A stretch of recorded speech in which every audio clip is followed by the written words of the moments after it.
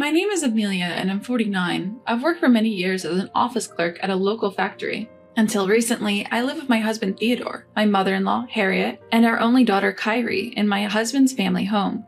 We were married for 28 years. It feels like such a long time to me, but just a few days ago, I put an end to that marriage. Yes, I got a divorce. It's what they call a late life divorce. Some people were shocked while others just said it was inevitable. My married life began when I met my husband at the age of 20. Back then, I just graduated from commercial high school in our town and started my job as an accounting clerk at the same factory where I still work. My father's friend introduced me to Theodore. He's a young relative of ours. How about meeting him? He works at the city hall. My mom said, "A government job? That's a great opportunity for you. Please meet him." She was all for it. At our first meeting, Theodore seemed very earnest and a bit nervous. Nice to meet you. I'm Theodore.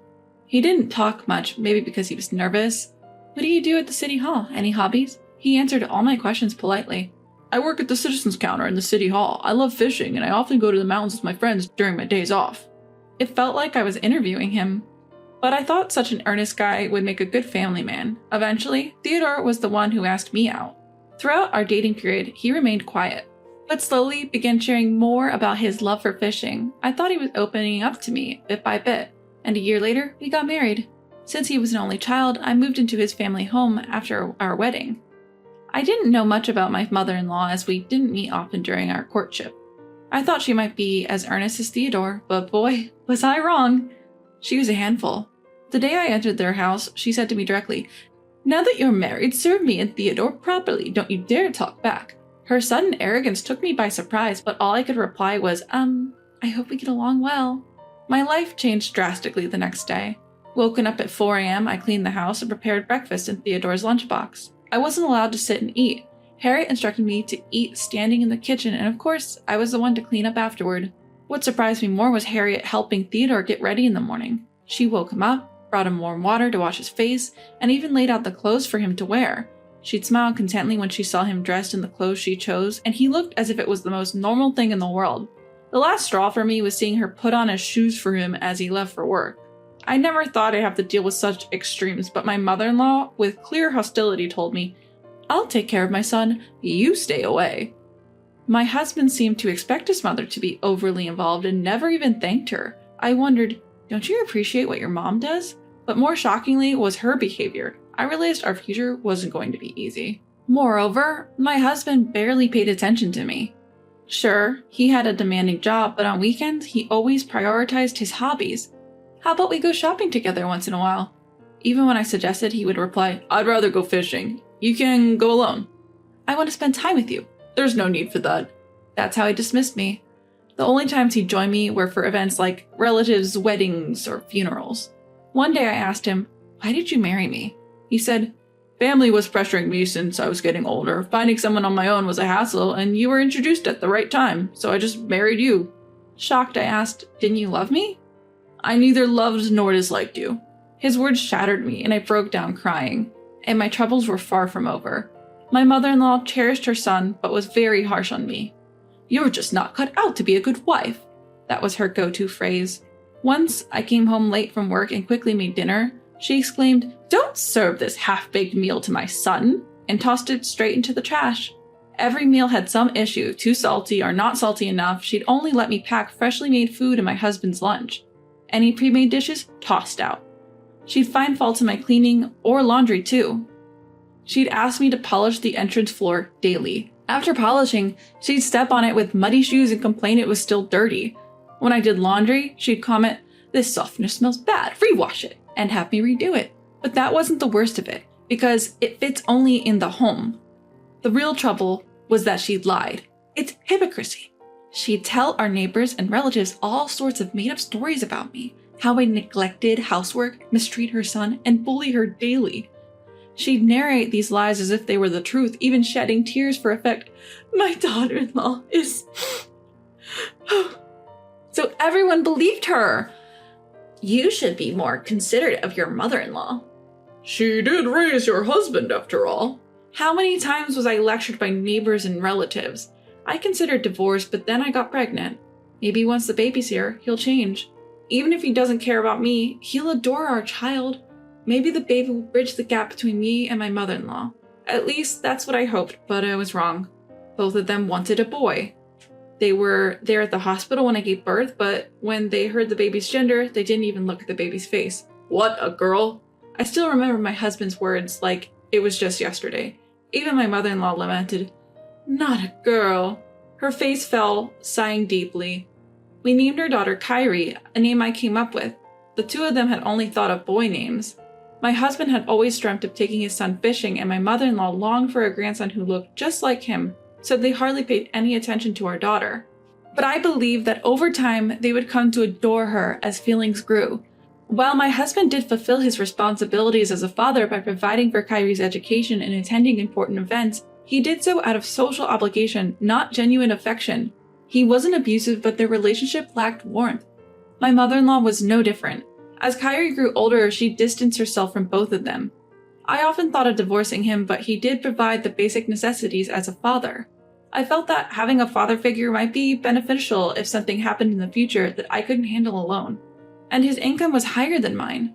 Raising Kyrie would need money. With that in mind, I couldn't easily decide to divorce him. By the time Kyrie reached high school, she seemed to understand my predicament, saying, "You can divorce Dad, I can get a part-time job." But even if I divorced, my parents were gone, and going back to my brother's house would just be a burden. Every day, I juggled house chores, work, and taking care of Kyrie. But the year Kyrie became a working adult, an event put an end to our life's monotony. It all began with my mother-in-law's hospitalization. On a cold winter day, during her usual morning walk, she slipped on an icy path. Unable to move, a newspaper delivery person found her and called an ambulance. Both my husband and I took time off work and rushed to the hospital. The doctor informed us, "Given her age, her bones and muscles have weakened. Even if she recovers, she might not regain full mobility." To which my husband replied indifferently, "Oh, okay," adding, "Please tell my wife the rest," shirking responsibility. He didn't even visit her. Instead, he indulged in his favorite pastime, fishing. After work, I visited her daily, bringing laundry and attending to her needs. Yet she complained to the nurse, "My daughter-in-law is so inconsiderate." I was complaining to the nurse who was in charge. The nurse, is trying to comfort her, said, "She visits every day. You're lucky to have such a caring daughter-in-law." But my mother-in-law continued, "She only pretends to be good. She's always been so cruel to me." Moreover, she blamed me for her son's absence, exclaiming, "It's because of the nonsense you filled his head with that he doesn't visit. What a horrid daughter-in-law." "That's how you insulted me?" I couldn't tell her the truth about his fishing, so I just mumbled, "He's been really busy." True to the doctor's predictions, her fracture healed slowly. There was an outbreak of a severe flu in the city, and even the hospital started showing signs of its spread. During this time, she contracted the flu and developed a high fever. Despite her condition, my husband remained indifferent. "I can't believe you," I exclaimed. "Your own mother is in a dangerous situation, and you want to go fishing? Show some concern for her." But my husband replied, "I told you, I'm leaving it up to you." And he didn't change his mind about going fishing. I felt a deep disdain for him, and after all the love and care he received from his mother, how could he be so cold-hearted? Then an event occurred that made me lose all patience with him.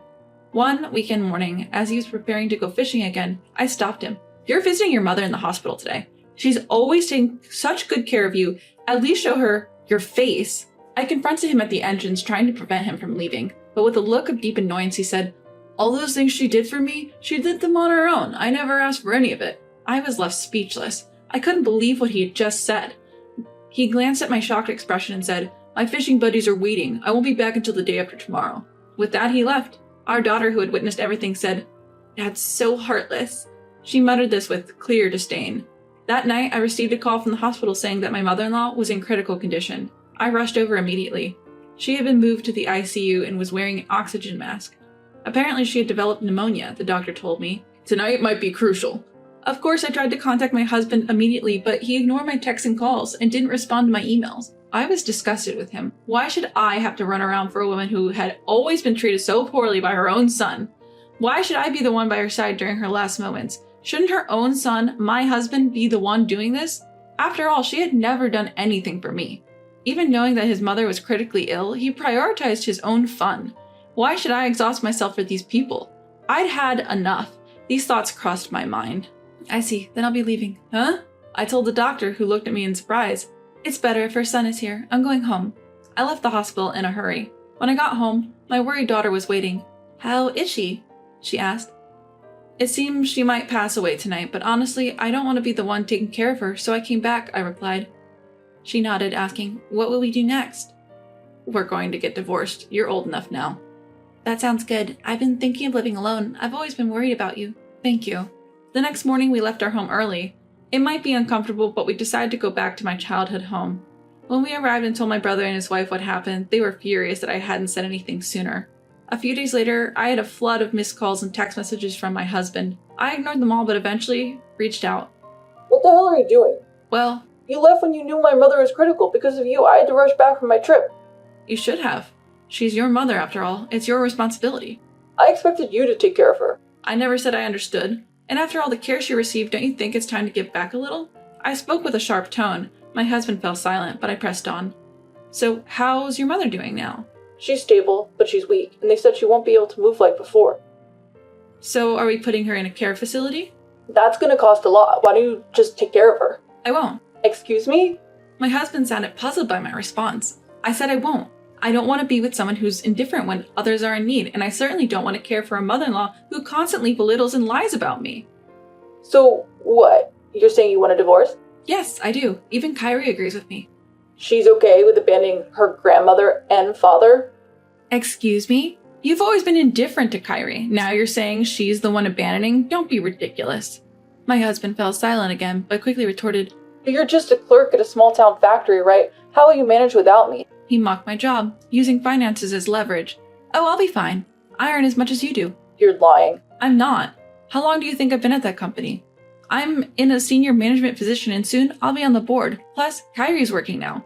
I've always worked at that factory since graduating, juggling household chores and raising Kyrie. There were times I wanted to quit because of the physical strain, but I couldn't afford to lose the income. I worked hard with that mindset. Over the years, the company grew from a small-town factory to one of the largest in the region, and I climbed the ranks to a senior position. Now I'm able to take a seat on the board. But it's no surprise my indifferent husband didn't know. All he cared about was fishing. I've made up my mind to divorce you. From now on, let's communicate through our lawyers. "Hold on, we're married, aren't we? Let's talk this out." I won't wait. The situation made it clear to me how self-centered you are. Goodbye. Ignoring my husband's pleas, I hung up the phone. After that, I proceeded with the divorce through my lawyer. He initially resisted, saying, "A divorce would look bad. We have my mother's care to think about." But I was adamant. Eventually, he reluctantly signed the divorce papers. Of course, I made sure to get a fair share of the compensation and assets. My ex-husband ended up taking care of his mother at home. He wanted to place her in a care facility, but she insisted on being cared for by her son, so he had no choice but to provide home care. However, given his history of indifference, it's no surprise he struggled with the demands of caregiving. Their relationship deteriorated with constant arguments. I heard they fight every day. Just the other day, as I passed their house, I heard them shouting at each other. A neighbor mentioned, with a wry smile, that their arguments often last till late at night. My daughter Kyrie started living on her own, and I rented an apartment near my workplace. The apartment allows pets, so I recently got a turtle. Watching its leisurely pace makes me feel like the hectic pace of my life has slowed down. I want to spend time for myself now and live each day with enthusiasm.